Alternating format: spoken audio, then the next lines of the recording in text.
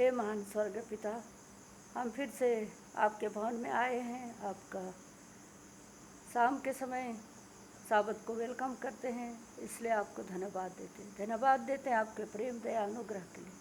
और धन्यवाद देते हैं पूरे हफ्ता आप हम सबों के साथ रहे, हर एक कदम में आप संभाले, हर एक काम में आप सहायता मदद की, शक्ति सामर्थ दे और बारिश की आशीष देते हुए आज हमें इस दिन को देखने के लिए दिया पिता। शाम के समय हम साबत को वेलकम करते हैं और यहाँ पर जितने प्राणी हम यहाँ इकट्ठे हुए हैं, आप हम सबों के साथ रहें और आशा करते हैं कि आप हमारे बीच में हैं और विश्वास करते हैं क्योंकि हम आपके बिना कुछ नहीं कर सकते।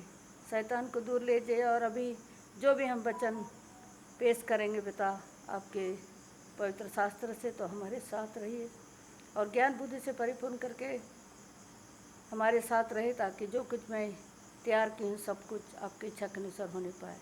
जो सुनने वाले पिता उनके मन अंतःकरण खोल दीजिए, ताकि जो भी वचन में पेश करेंगे उसको सुन के हम यहाँ से आशीषित होकर जा सकते हैं।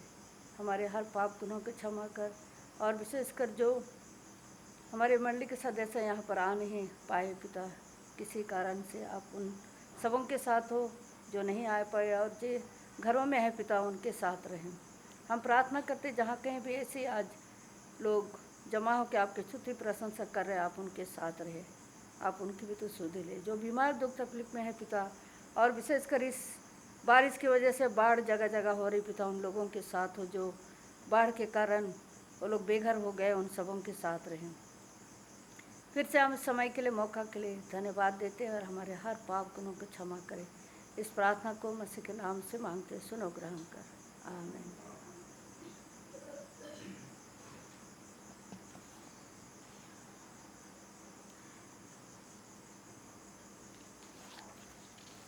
सबसे पहले हम शुरू करने से पहले हम बाइबल पढ़ेंगे। मेरा बोलने का शिक्षक है इकाबोद। इकाबोद ये एक बच्चा का नाम है, एली का नाती है। इकाबोद महिमा उठ गई, इकाबोद महिमा उठ गया। हम इससे पहले बाइबल से पढ़ेंगे 2 पद। पहला राजा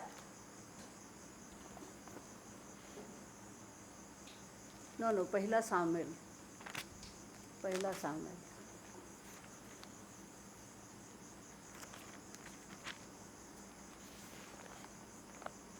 सामुएल का 4।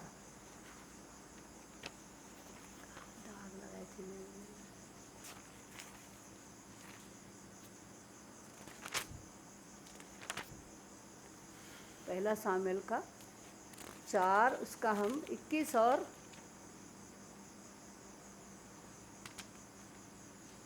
22 को पढ़ेंगे। यहाँ पर कहानी दिया गया है वाचा के संदूक का छीना जाना और एली का मृत्यु। 21 और 22। और परमेश्वर के संदूक के छीन लिए जाने और अपने ससुर और पति के कारण उसने यह कहकर बालक का नाम इकाबोद रखा, इज़राइल में से महिमा उठ गई। फिर उसने कहा, इज़राइल में से महिमा उठ गई है, क्योंकि परमेश्वर का संदूक छीन लिया गया है। यहाँ पर जो कहानी है इजरायली और फलिस्तीनियों के बीच में लड़ाई होती है यहाँ पर। तो इस लड़ाई के बीच में हमारे इजरायली जो हैं सब हार जाते हैं।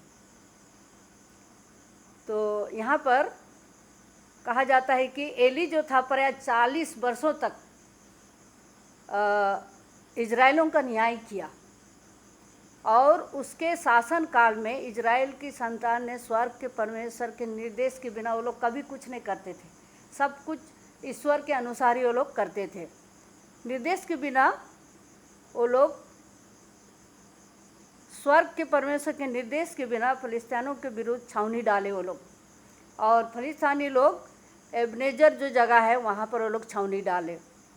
उन्होंने लड़ाई की और हार गए।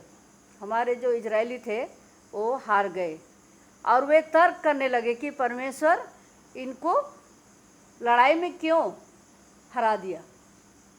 हम लोग कभी कभी हमारे जीवन में भी ऐसा होता है, वो लोग इजरायली बोलते हैं कि परमेश्वर के लोग, लेकिन वहाँ पर हार गए जो पहली बार गए थे तो। और उसके बाद क्या होता है, वो तर्क करने लगे कि परमेश्वर उनके लिए क्यों नहीं लड़ा। उसके बाद एली के बेटे जो होप्नी और फिनेहास थे, उनकी अगुवाई में उन्होंने यहोवा के संदूक को भी ले जाने का उन्होंने विचार किया। संदूक को लाने का फैसला किया कि यहोवा उनके लिए लड़ने का मजबूर हो जाए।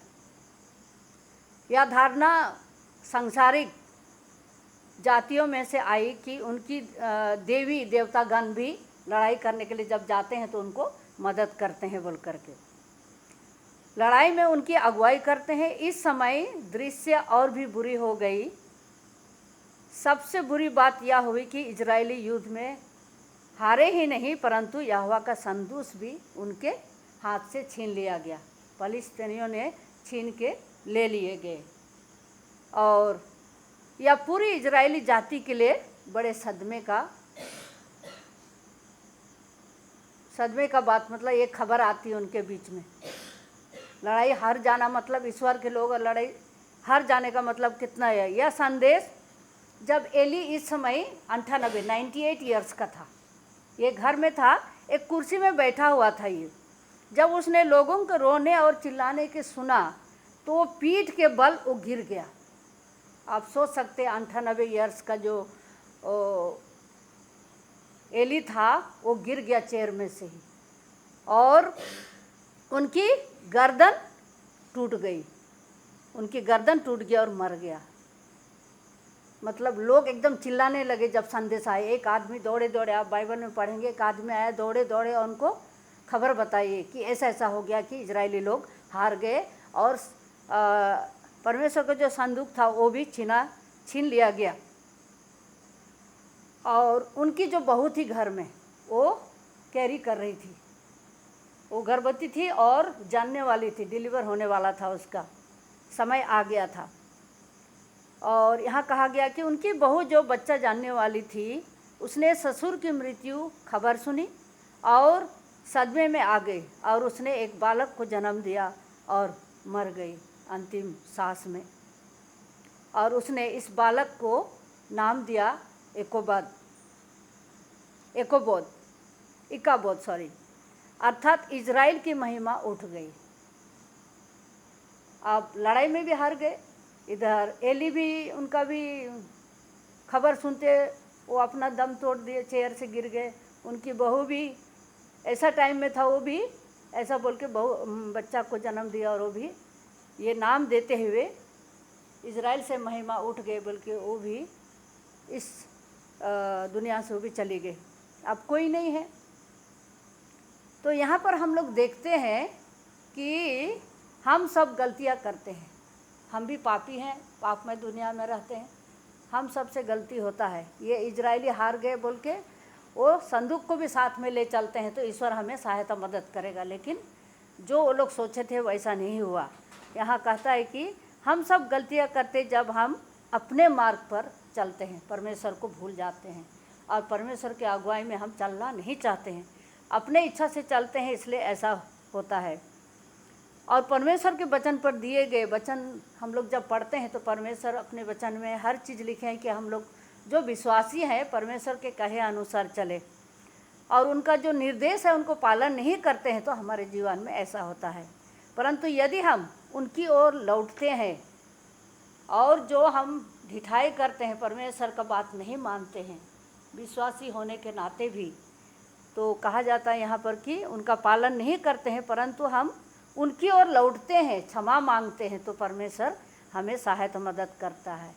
चाहे हम जितना भी गुनाह करें, हमारे गुनाहों को माफ़ करते हैं, और जब हम उनके सामने आते तो हमें अपना लेते हैं। लेकिन हम यहाँ पर ये जो कहानी पढ़े, कितना दुखद घटना यहाँ पर है। एली जो इतना साल के थे, वो बैठे बैठे अचानक ये खबर सुन के वो भी गिर कर, चेयर के बल से गिर जाते हैं, वो भी मर जाते हैं, क्योंकि पूरे मोहल्ले में, पूरा गांव में वहाँ पर सदमा हो गया और सब चिल्लाने लगे कि कैसे ये और बाइबल में आप पढ़ेंगे कि ये संदूक जो था उसको यहाँ वहाँ एक जगह से एक दूसरे जगह ले जा रहे हैं और उनको रख रहे हैं, और परमेश्वर उनके लोगों को वहाँ पर वैसे ही उनको सजा दे रहा है जहाँ जहाँ पर लेके जाते हैं। तो आइए हम इस छोटी सी कहानी से हम ये सीखें कि हम पवित्र आत्मा को शोकित ना करें, परंतु हम अपने आप को उनके ऊपर सौंप दें, हमारे जीवन को, और विश्वास में मजबूत रहें, ताकि हम अंत तक धीरज धरे रहें। हमारे आसपास कितनी चीज़ें हो रही है, हम अपने आँखों से देख रहे। जून 20 तारीख से शुरू हुआ और आज तक अगर हम न्यूज़ में देखेंगे तो ऐसा लगता है कि यीशु मसीह का आना ही बहुत ही नज़दीक है। मोबाइल में दिखा रहे थे बादलों पे, सच है कि नहीं कि यीशु मसीह आ गया है बोल करके।